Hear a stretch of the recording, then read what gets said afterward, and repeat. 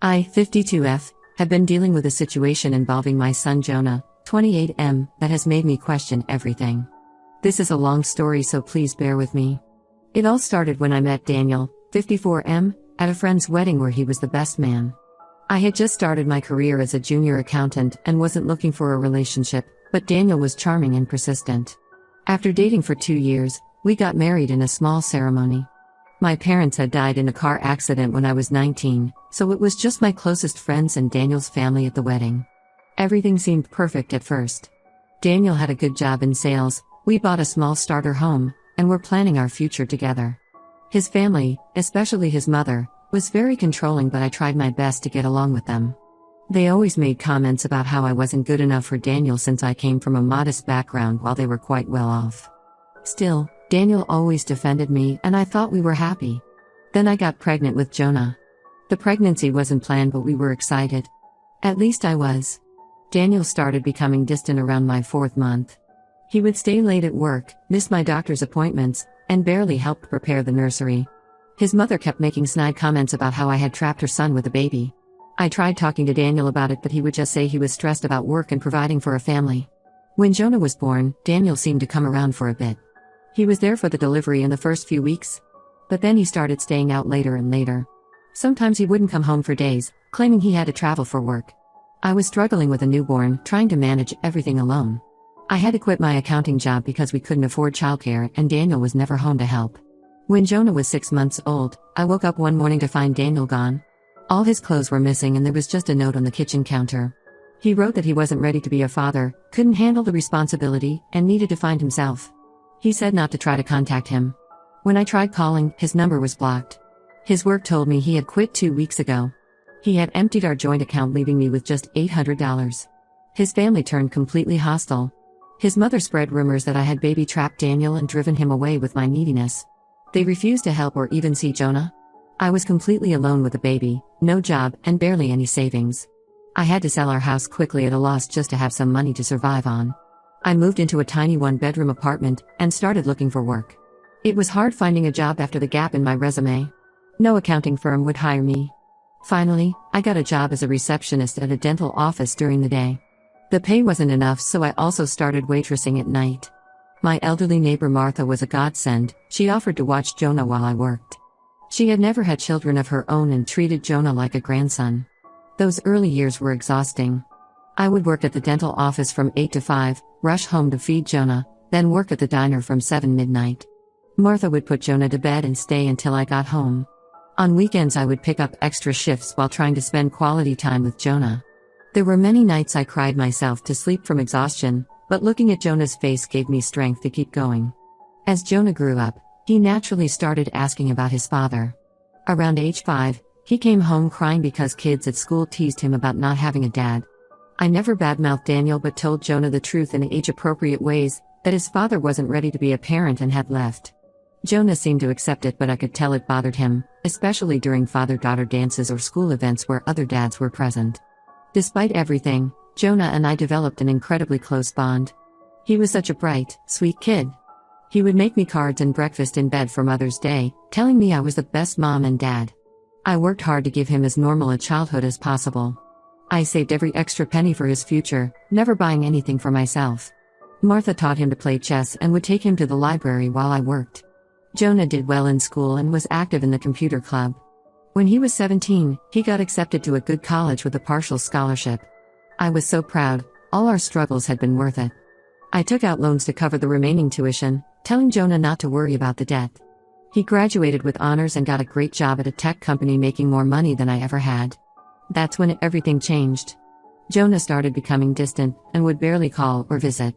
When I asked what was wrong, he would say he was just busy with work. Then last year, he finally told me he had been in contact with Daniel for the past 2 years. Apparently Daniel had found Jonah on Facebook and sent him a long message apologizing, saying he had grown up and wanted to build a relationship. Jonah started spending all his free time with Daniel and his new family. Daniel had remarried and had 2 other kids, a fact that felt like a knife in my heart. He chose to be a father to them but not to Jonah. Still, I kept my feelings to myself, not wanting to come between them if Jonah was happy. But it got worse. Jonah started spending holidays with Daniel instead of me. The final straw was when Jonah told me that Daniel had explained his side of the story, that I had been too clingy and demanding back then. Daniel told Jonah that I had suffocated him with constant needs and guilt trips about providing for us. Jonah said he was starting to see that maybe if I hadn't been so needy, his father wouldn't have left. He even suggested I get therapy for my dependency issues. I was completely shocked. After 27 years of sacrificing everything for Jonah, he chose to believe the lies of a man who had abandoned us. I tried explaining my side, but Jonah wouldn't listen. He said he needed space for me to build a relationship with his father without my toxic influence. Then he announced he was quitting his job and moving across the country to be closer to Daniel. Just like his father had done, Jonah blocked me on everything. I was completely heartbroken but decided to focus on myself. I finally went back to school for accounting certifications and got a better job. Martha helped me through the depression of losing Jonah. I was just starting to rebuild my life when Jonah showed up at my door last week. Apparently the tech company he moved to had massive layoffs and he lost his job. Daniel had encouraged Jonah to quit his previous stable job with promises of helping him start his own business. But now Daniel was refusing to help him since he wasn't running a charity. Jonah had burned through his savings and needed to move back in with me until he found something new. The worst part was how he acted like nothing had happened. He just expected me to welcome him with open arms after he abandoned me for Daniel and believed his lies. I refused. I told him he had made his choice when he chose Daniel over me, and I wasn't his backup plan when things got tough. Jonah got angry and said I was being petty and cruel. He brought up how I had always taught him to help family. I told him he clearly didn't consider me family anymore when he sided with Daniel. He stormed off calling me heartless and manipulative, the same words Daniel had used about me. Some mutual friends are saying I'm being too harsh and should help my son since he's going through a hard time. But I spent 27 years of my life dedicated to Jonah only for him to throw me away for the man who abandoned us. Now he only wants me when he needs something. Ida for refusing to help him? Update 1: Things have gotten way more complicated since my last post. The situation with Jonah has snowballed into something I never expected. After Jonah stormed off that day, he apparently started telling everyone his version of events. Several of my co-workers and old friends reached out to say Jonah had contacted them. He was painting me as a bitter, controlling mother who couldn't handle him having a relationship with his father. He told them I was trying to punish him for daring to get close to Daniel. One of my oldest friends, Sarah, called me in tears. Jonah had messaged her saying I had poisoned him against Daniel his whole life, making up stories to make his father look bad. According to Jonah, Daniel had tried reaching out multiple times when he was younger, but I had prevented any contact. This was completely false. Daniel had blocked us everywhere and moved states away. But Jonah was convinced I was the villain in this story. Several family friends started messaging me saying I should forgive Jonah since he's still young and was probably being manipulated by Daniel. Some suggested I should be grateful Jonah wanted a relationship with his father at all, saying it was better late than never. These were the same people who had seen me struggle as a single mom, who knew how Daniel had abandoned us. Their sudden change in attitude hurt almost as much as Jonah's betrayal. I was trying to process all this when Martha called me last week. Martha is 82 now but still sharp as ever. She was very upset, her voice shaking as she told me about a visit Jonah had paid her a few months before he moved to be with Daniel. Apparently, he had shown up at her house asking questions about when he was a baby and about Daniel leaving us. Martha said she had been happy at first, thinking Jonah wanted to understand his history better. She told him everything, how devastated I was when Daniel left, how I would come home at midnight exhausted from working 2 jobs but still take time to rock Jonah to sleep. She told him about the times I had to choose between buying food and paying bills, how I would eat less so Jonah could have enough. Martha had helped where she could, but she was living on a small pension herself. Then Martha told him something I had kept secret all these years. When Jonah was 2 years old, Daniel had actually come back. It was a rainy night in October. He showed up at our apartment drunk. He was crying, saying he had made a huge mistake and missed us. He begged for another chance, promising to be the father Jonah deserved. I was young and still in love with him, so I let him stay. For 2 days, Daniel played with Jonah, bought him toys, and acted like the perfect father. He promised to pay back all the child support he owed and help us move to a better apartment. I had been saving every extra dollar I made for 3 years, putting aside $3,000 for Jonah's future. It wasn't much, but it represented countless extra shifts and skipped meals. Daniel saw me counting it one night when I was planning to open a college fund for Jonah. The 3rd morning, I woke up to find Daniel gone again. This time he had taken all the money with him. He left another note saying he was sorry but he needed it for a fresh start. I was too ashamed to tell anyone what had happened.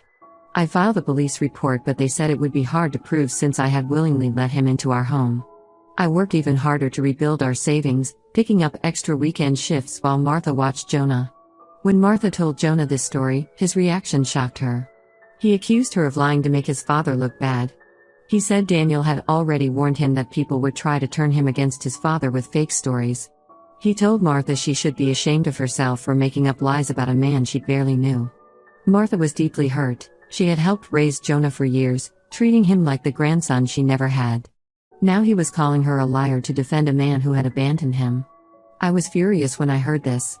Daniel wasn't content just poisoning Jonah against me, he was making Jonah doubt everyone who had actually been there for him his whole life. Martha was in tears telling me this, saying she felt like she had lost her grandson. She kept apologizing for telling me, saying she didn't want to add to my pain but felt I should know. That's when I decided to do something I should have done years ago. After Daniel stole our savings, I had filed a police report.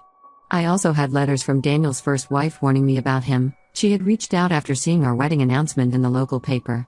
She warned me that Daniel had done the same thing to her, leaving her and their daughter, taking their savings. I had ignored her warning, thinking Daniel had changed.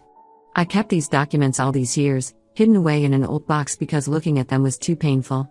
I spent hours digging through my storage unit until I found everything. The police report detailed the theft of the savings. The letters from Daniel's first wife described his pattern of behavior, the charm, the promises, the sudden changes, the theft, the abandonment.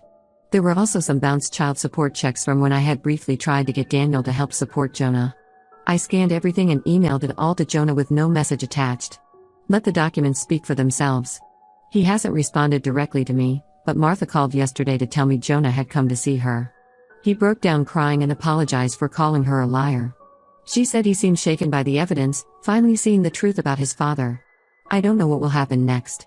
Part of me hopes this will open Jonah's eyes to who Daniel really is. But another part is still so hurt that Jonah so easily believed the worst about me and Martha, while giving Daniel the benefit of every doubt. Trust, once broken, is hard to rebuild.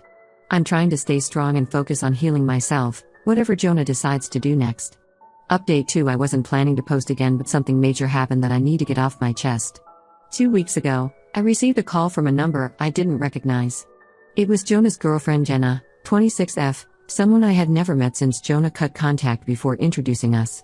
She sounded hesitant but said she felt I deserved to know what was really going on with Jonah. According to Jenna, she met Jonah 6 months ago through work, right after he moved to be closer to Daniel. She said Jonah was different then, confident and excited about starting fresh near his father. Daniel had convinced Jonah that he could help him start his own tech consulting business. Jonah had been doing well at his previous job, but Daniel said he was wasting his potential working for others. Jenna told me how Daniel would take Jonah to fancy restaurants and business meetings, introducing him as his successful son. He promised to connect Jonah with his high-level business contacts and convinced Jonah that with Daniel's connections and Jonah's tech skills, they could build something amazing. Jonah was so eager to make up for lost time with his father that he believed everything. When Jonah received his year-end bonus of $50,000 from his old job, Daniel suggested he invested in their joint venture. Jonah agreed without hesitation. Then Daniel convinced him to cash out his 401k, saying it was better to invest in their own business than let others manage his money. All told, Jonah handed over nearly $120,000 to Daniel. After seeing the police report and letters I sent, Jonah started having doubts. He tried asking Daniel for more details about their business plan and the contracts Daniel claimed to be negotiating. Daniel would get angry and accuse Jonah of not trusting him, saying he was acting just like me, always questioning and doubting. Jonah was torn between his suspicions and his desperate desire to believe in his father. The truth came out 3 weeks ago. Jonah went to meet one of the supposed business contacts Daniel had mentioned. The man had no idea what Jonah was talking about. He knew Daniel from gambling at the casino where he worked.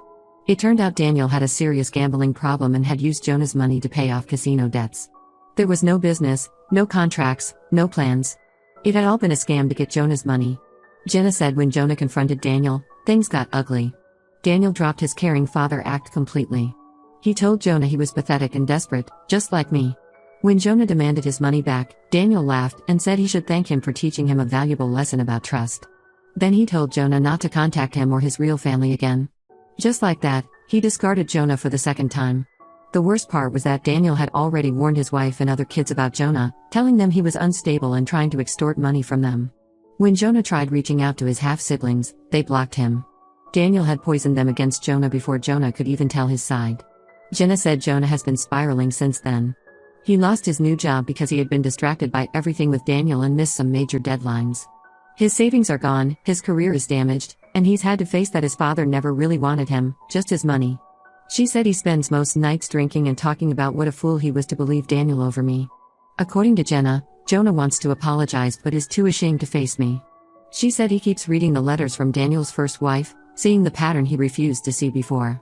Daniel had done this multiple times, charm his way into people's lives, take what he could get, then discard them. Jonah was just his latest victim. Jenna asked if I would consider talking to Jonah. She said he's hit rock bottom Daniel and really needs his mom.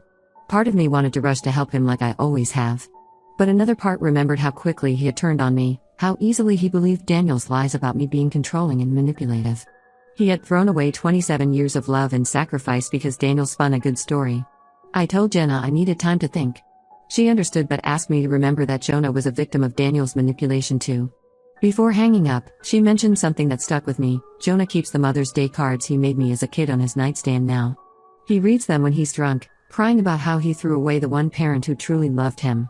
I'm still processing everything. The mother in me wants to protect Jonah from more pain. But the woman who spent nearly 3 decades putting everyone else first needs to protect herself too. I honestly don't know what to do. Update 3. After my last update, I spent weeks thinking about what to do. Martha suggested I hear Jonah out at least once, saying everyone deserves a chance to apologize. I finally agreed to meet Jonah at a coffee shop, neutral ground where we could talk without pressure. When I arrived, I barely recognized him. The confident, well-dressed son who had looked down on me months ago was gone. Jonah looked tired and much older, wearing wrinkled clothes and seeming almost scared to meet my eyes. As soon as I sat down, he broke down crying. Other Daniel started staring but he couldn't stop apologizing between sobs. Jonah admitted he had been a complete fool. He explained how desperately he had wanted a father figure in his life. When Daniel reached out, making grand promises about making up for lost time, Jonah had wanted to believe him so badly that he ignored all the red flags. He said Daniel knew exactly what buttons to push, praising Jonah's success while subtly suggesting I had held him back, talking about building a family business while implying I was keeping Jonah dependent on me. He confessed that deep down, he had known I was telling the truth. There were moments when Daniel's stories didn't add up, when his explanations about the past seemed inconsistent. But Jonah had pushed those doubts away because facing the truth meant accepting that his father had never really wanted him, just his money. The hardest part was listening to Jonah describe how Daniel had manipulated him into giving up his entire savings. Daniel had started small, borrowing a few thousand here and there, always paying it back promptly to build trust. Then came the big investment opportunity, the promises of making Jonah a partner in the family business. By the time Jonah realized it was all a scam, his money was gone and so was Daniel. Jonah asked if he could move back home while he gets back on his feet. He said Jenna had been supportive but they had only been dating a few months and it was too soon to move in together. He promised to get a job immediately and pay me rent. The way he was almost begging reminded me of when he was little and would promise to clean his room if he could stay up late. But I had to protect myself. I told Jonah I forgave him, holding on to anger would only hurt me more.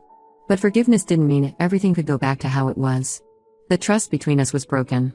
When he had chosen Daniel, he hadn't just rejected me as a mother, he had rejected every sacrifice I had made, every extra shift I had worked, every meal I had skipped so he could have enough. Instead, I offered him a compromise. I would help him find an affordable apartment and loan him enough for the security deposit. He could pay me back when he was stable again. I also had some contacts from my accounting work who might be able to help him find a job.